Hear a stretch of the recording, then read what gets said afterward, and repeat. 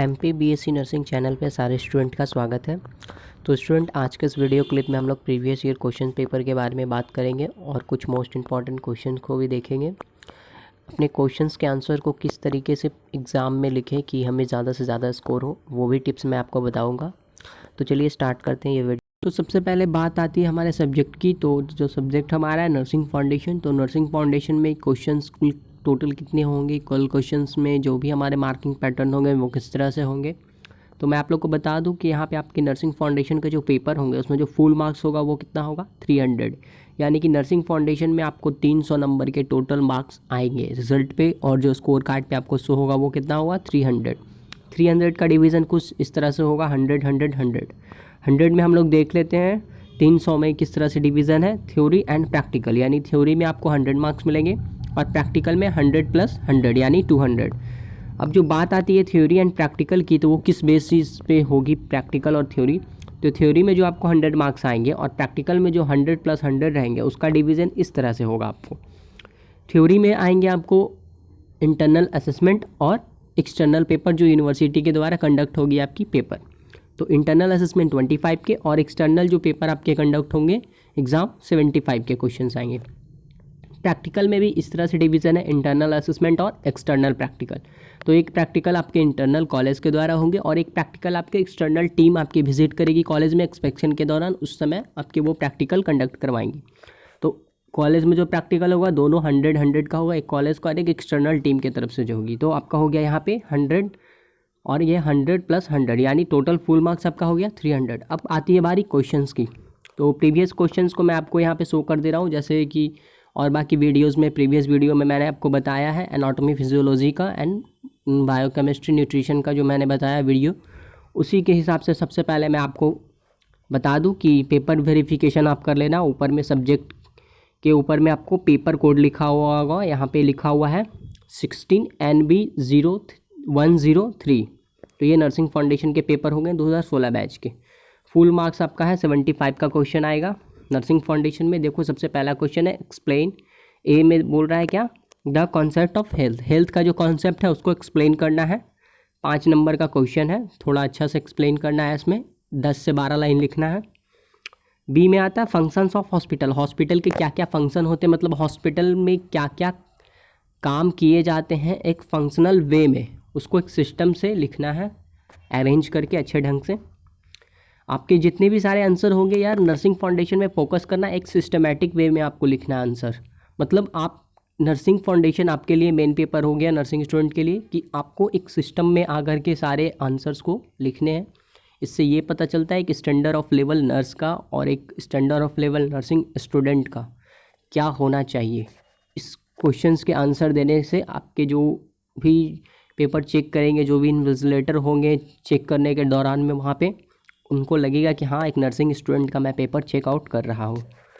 Third में है सी में है the procedure of discharge. Discharge जब पेशेंट को हॉस्पिटल से छुट्टी मिलती है, मतलब रिकवर हो जाता है, डिस्चार्ज हो जाता है, या फिर किस वे में होता है डिस्चार्ज, जैसे या फिर कुछ केस आया जो हॉस्पिटल अपने तरीके से हैंडल नहीं कर सकता, पेशेंट को डिस्चार्ज करता है या पेशेंट ठीक है, तो उसका जो प्रोसीड्यूर है किस किस वे में, उसका टर्म कंडीशन क्या होता है, क्या स्टेप्स होते हैं, उसको लिखना है। क्वेश्चन नंबर 2 में difference between medical and nurse diagnosis. Nursing diagnosis और मेडिकल डायग्नोसिस में क्या डिफरेंस है उसको लिखना है। ये भी 5 नंबर के क्वेश्चन है, इसमें कम से कम आपको 5-5 पॉइंट बता देने हैं दोनों के। बी में the purpose of recording. Recording की क्या पर्पस है उसको बताना है। The factor influencing communication. Communications जो होती है बातचीत के दौरान में, जो भी पेशेंट और नर्स के बीच में जो, और या फिर पेशेंट के रिलेटिव्स के साथ में जो बातचीत होती है मेडिकल डिपार्टमेंट की, उसको किस तरह से आप इन्फ्लुएंस कर सकते हो उसके बारे में लिखना है। थर्ड में है डिस्कस करना है आपको। यहाँ पे ये क्वेश्चन 5-5 नंबर के हैं दोनों। Nurse responsibilities during oxygen administration. यहाँ पे ऑक्सीजन एडमिनिस्ट्रेशन की जगह O2 एडमिनिस्ट्रेशन भी लिखा हुआ होगा, तो भी आप समझ जाना कि सेम क्वेश्चन है। बी में role of a nurse in infection control. इन्फेक्शन को कंट्रोल करने में नर्स की जो अहम भूमिका होती है उसके बारे में लिखना है। किस तरह से एक नर्स इन्फेक्शंस को फैलने से बचाने के लिए कार्यरत होती है और वहाँ पे बहुत सारे इंस्ट्रक्शन वो देती है, उसके बारे में लिखना है। 4 क्वेश्चन में है describe routes of medication administration. Medication जो भी दवाई वगैरह दी जाती है उसका जो एडमिनिस्ट्रेशन है, उसका रूट क्या क्या है, किस किस पाथवे से मेडिकेशन दी जाती है पेशेंट को, उसको लिखना है। बी में है factors affecting pulse, pulse rate जो होता है उसको कौन कौन से फैक्टर अफेक्ट कर सकते हैं उसके बारे में लिखना है। ये सारे क्वेश्चन आपको 5-5 नंबर के हैं, 10 से 12 लाइन ऊपर लिखना आप लोग, तब अच्छा स्कोर आप लोग गेन कर सकते हो। क्वेश्चन नंबर 5 में है राइट शॉर्ट नोट एनी 5। ये 7 क्वेश्चन में से किसी 5 के बारे में ही आपको लिखना है। अगर इसमें से कोई 5 आप जान रहे हो तो आराम से उसके आंसर्स को सीरियल नंबर देते हुए लिखो। Categories of nursing professional, nursing professional की क्या क्या कैटेगरीज होती है। क्वेश्चन नंबर 2 है care of rubber goods, rubber goods जो होती है उसके केयर कैसे करें। 3 में method of physical examination, physical examination की क्या मेथड है उसको बताना है। टाइप्स ऑफ हॉस्पिटल के बारे में बताना है। Common site of pressure source, pressure source जो उसके हैं उसके कॉमन साइट्स क्या क्या है उसको बता देना, इंडिकेट करना है। क्वेश्चन नंबर 6 में preparation of patient for surgery, एक पेशेंट की अगर सर्जरी हो रही है तो उसके लिए हमें क्या क्या तैयारी करके रखनी है उसके बारे में लिखना है। 7 क्वेश्चन में common site of intramuscular injection, जो इंट्रामस्कुलर यानी मसल्स में इंजेक्ट करे जाते हैं पेशेंट को, तो उसके जो मेन कॉमन साइट कौन से होते हैं उसको इंडिकेट करके यहाँ पे बताना है। क्वेश्चन आपके यहाँ पे एंड हो गए 16 के बैच के। अब यहाँ पे मेरे पास एक 17 का पेपर है, आप पेपर कोड यहाँ पे से मिला लेना सब्जेक्ट के अकॉर्डिंग। और 17 में भी आपको, 18 में भी आपको देखो फुल मार्क्स आपको 75 मिल रहे हैं। बहुत सारे ऐसे क्वेश्चन है स्टूडेंट की जो प्रीवियस ईयर से मैच करते हैं, टैली करते हैं। आप यहाँ से एक एक क्वेश्चन को देखते हुए स्क्रीनशॉट लेके तब तक आप यहाँ से क्वेश्चंस की प्रैक्टिस कर सकते हो।